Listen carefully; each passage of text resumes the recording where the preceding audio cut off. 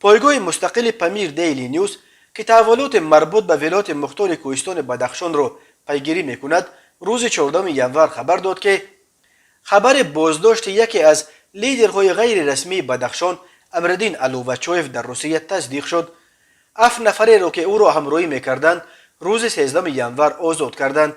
منابع خبر میدهند که امردین و رفیقان او در مجموع 8 نفر را کارمندان فسب روز 11 ژانویه در شهر بلگراد دستگیر کردند. بعد چند الووچویف را از بقیه بازداشت شدگان جدا کردند و در حال حاضر در کجا بودن او معلوم نیست.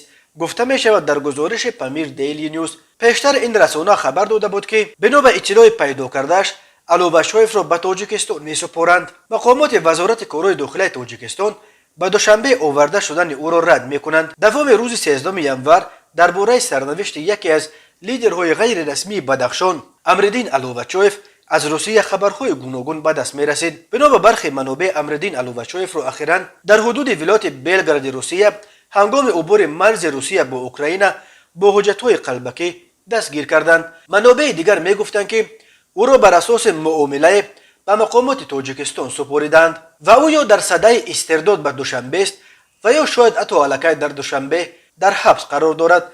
ولی نزدیکان الووچویف اصرار می‌ورزند که او در آزادی قرار دارد ولی در پی یک کوشش بازداشت در مسکو در یک مکان امن پنهان کرده شده است. امردین الووچویف زاده نوعه روشقله بوده 44 سال دارد.